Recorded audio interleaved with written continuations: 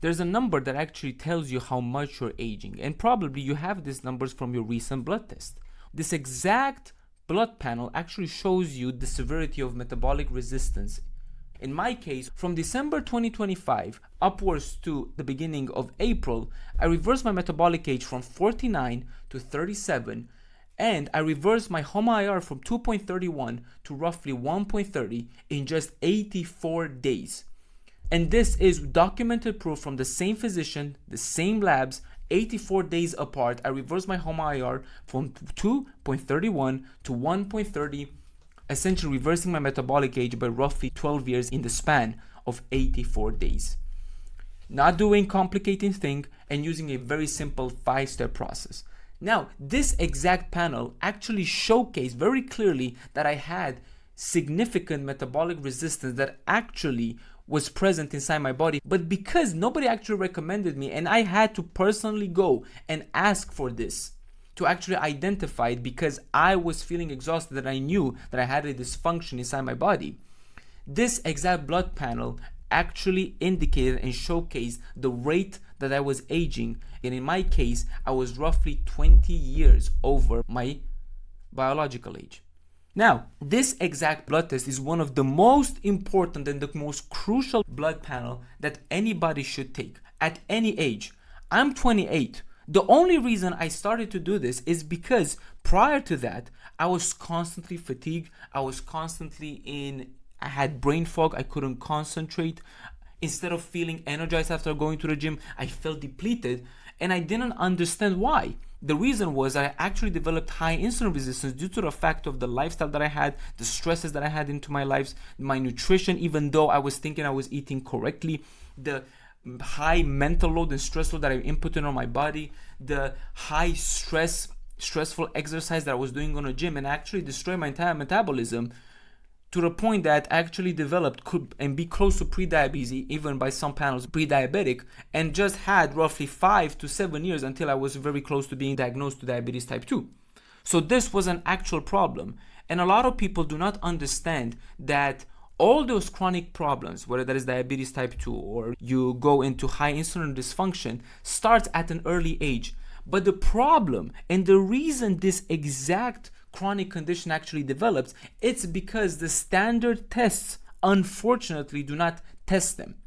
And people who do not have this knowledge, or maybe think that it's normal to be fatigued, or you think it's normal to be a little bit more stressed, to have a little bit of belly fat, to have all those normal dysfunctions associated with the corporate world or the working world. They just go, they ask the typical blood panel, and they see, oh, my fasting glucose is maybe 95, 105, it's okay. So it's not, I don't need to worry about it. But behind the scenes, your insulin, your pancreas is working overtime.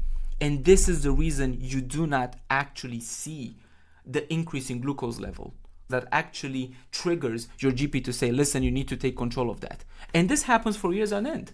Unfortunately, this thing actually happens, and your pancreas can actually work for years at end, keeping your glucose level at bay until one day it just stops. Now, when you go to a doctor and you want to ask a typical blood panel, in some countries you actually get a very in-depth markers to actually test, and in some countries you get the standard ones. It depends whatever it is. But unfortunately, in Europe, in North America, UK, the HOMA-IR is not a typical blood marker that actually it's recommended. Typically, when you go, they give you other types of blood markers. Typically, you get the fasting glucose, you get the total cholesterol, the HDL cholesterol, possibly the thyroid. But in most cases, maybe 80 to 90% of cases, the HOMA-IR is not typically included into your checkups if you do not actually request it. And the problem is, the HOMA-IR blood panel is so important because imagine having a GPS, and this GPS can see that 3 kilometers, 5 kilometers ahead of you, there is a dead end or there is a cliff. And it tells you, listen, do not drive towards that cliff. The cliff is your glucose. By the time you see the smoke, by the time you see the glucose levels actually being elevated, it's already too late. Because now your pancreas and your insulin levels are off the hook, and it means that your pancreas have been dealing with this problem for years and years at end, and it means that essentially you destroyed your pancreas and now you had developed possibly diabetes type 2, and now reversal, it's much more difficult. So that's why it's so important to look at this exact blood panel, this HOMA-IR, because if you do the test and you just base everything on your glucose level, on the surface, everything can be perfect.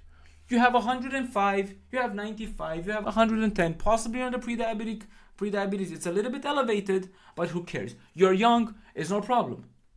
But then by the time it gets out of control, and this can possibly happen, I've seen it in many different instances. By the time you see your glucose level at 140, fasted, 50, it's elevated. It means that your HOMA-IR is at 3, possibly is at 4. And it means that your pancreas has been overworked and has produced not 2x or 3x the output of insulin like it was in my case, but possibly 4x, 5x, 6x, and now you developed insulin resistance, and now by, clinical categorization, you're in type 2 range or pre-diabetes, and now you need to go on treatment. Now, how exactly is calculated this HOMA-IR? Because, okay, I understand, Amir, we have the HOMA-IR. What exactly is? What is the exact calculation? So, as a basic rundown, the HOMA-IR is actually fasting glucose in the morning, fasted for 8 plus more hours, and then you're fasting insulin levels, meaning how much insulin is in your blood. And then you take that exact numbers and then you do this exact calculation. You have insulin times glucose divided by 22.5, and that is your HOMA-IR. In my case, I had my fasting insulin roughly 9. My fasting glucose was 5.77, and then you add those numbers and then you divide it by 22.5. Now, in my case, I had a 2.31 HOMA-IR. So what actually signifies and what actually 2.31 HOMA-IR actually means? A good optimal HOMA-IR needs to be below 1.5. This means that you're actually optimized.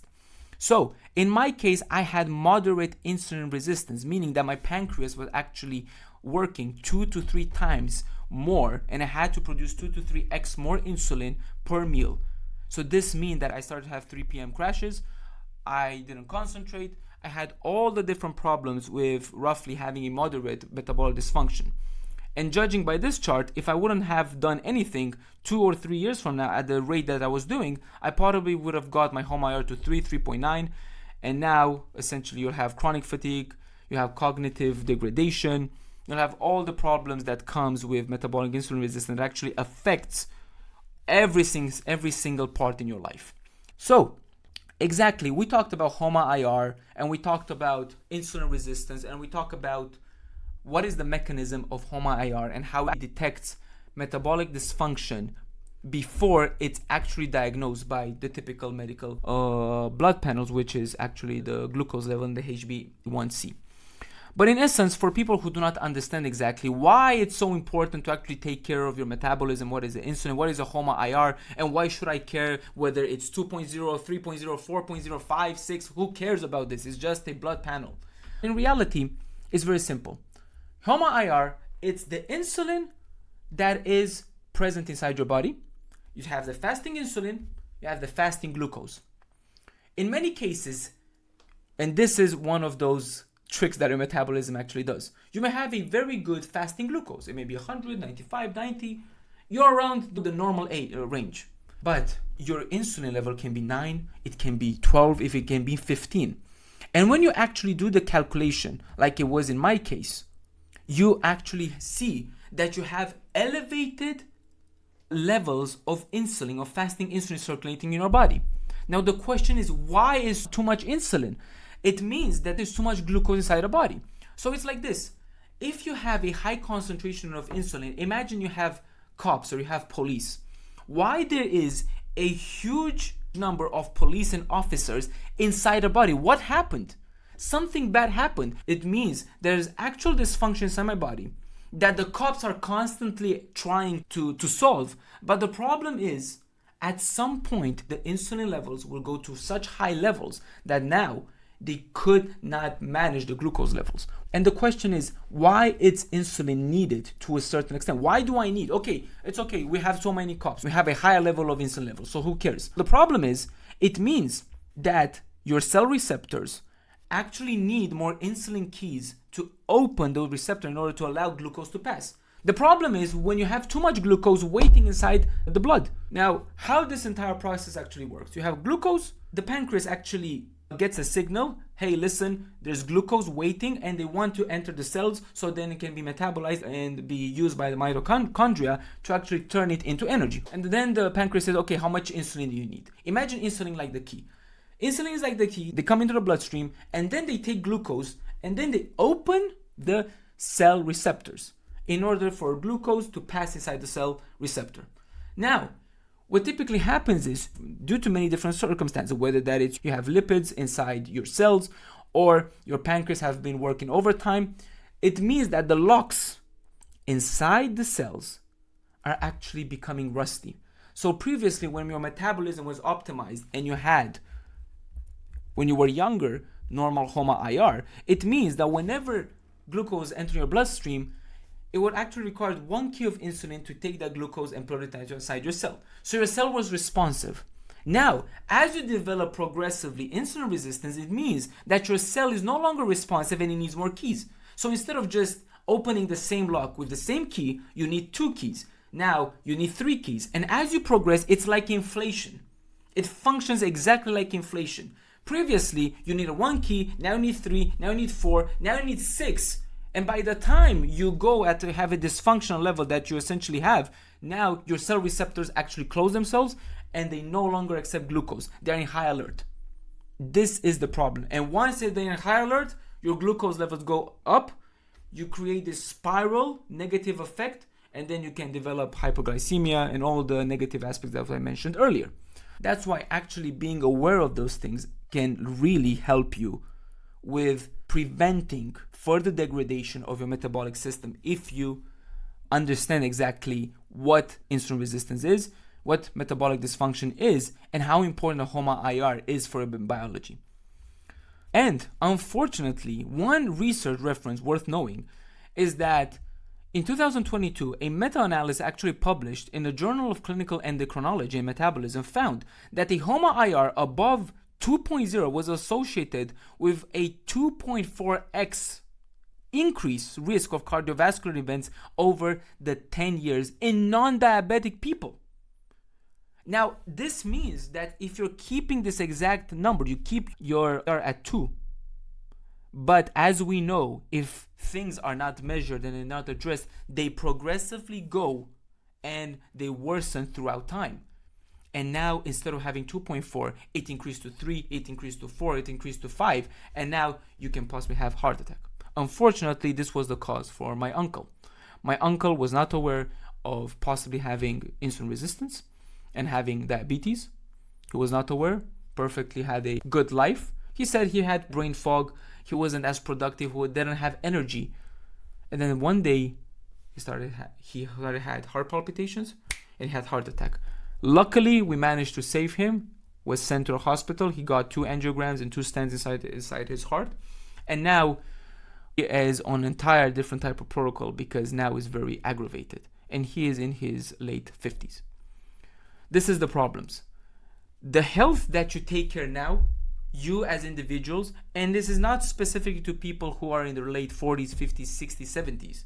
It's also for us. We totally forget, oh, I'm young, I'm this, I'm 30, who cares? Look at the statistics. How many people have heart attacks? How many people are not as productive? How many people are lagging through life? How many people are carrying this dead weight? I wasn't aware that I felt I needed to feel energized 24/7. I thought it's normal. I thought it's normal that at 3 p.m. or 2 p.m. I need my coffee. Now, I drink decaf. I like the taste of coffee. Don't judge me. I like decaf. But I don't drink it because I need energy. I drink it because, obviously, I like the taste of coffee, but I feel totally different. And one thing that actually changed after I reversed my HOMA-IR, my HbA1c, I reversed my metabolic age, it was actually the sleep quality. Previously, I needed roughly 9 hours to feel energized, and I was waking up in the morning hangover to a certain extent. And it was normal because my cells and my body was actually dysfunctional. My brain was not getting the necessary energy inputs it actually required, and my pancreas was working at 2 to 3x its capacity. But once it changed, my sleeping pattern changed. Now I feel energized as roughly 6 hours, 7 hours. I'm more productive. I have more output. I feel there's a measurable difference, not only in how I feel, but how productive I am in my business. And I feel healthy, and I feel that this actually changed. It was the reason that possibly I didn't understand why I had chronic fatigue, why I had this tendency to be lazy. It was not just simply because, mindset and motivation. No, it was simply because my body was dysfunctional and nobody told me. So that's why for people, very important, prevention and test. What gets measured gets improved. Very simple. So that's why. If you are in Europe, if you are in UK, if you're in North America, the next time you do your blood test, or if you want to do your own blood test, there are many different online companies that actually send you the blood test at home. But if you actually want to see exactly how you stay with your entire metabolism, test your glucose levels, test your HbA1c, and then ask for HOMA-IR. You can go and ask for your GP. You can actually include it in the test. Secondly, you can actually go and do it at a standalone private test. As I mentioned, you can go to a private laboratory or whatever, or you can actually order it online. Or we created actually a free assessment on Pathway Apex, where essentially you answer roughly 14 or 13 questions regarding about how you feel, your metabolic age, and based on that, we can get an estimation and see exactly, to a certain extent, leveraging AI and our proprietary algorithm, to see exactly what is your HOMA-IR, what is your fasting glucose, and essentially give you your entire metabolic age report to see exactly what is your metabolic age compared to your biological age, and what essentially are the biggest drivers. Because as we know, insulin resistance can be caused not just simply by nutrition, it can be caused by stress. In many different cases, it can be caused by poor sleep infrastructure, it can be caused by alcohol, it can be caused by over-exercising. It's a lot of different reasons, or it can be a plethora of all of them. That's why it's very important. So if you actually want to know, go do the free assessment and you'll get the free report.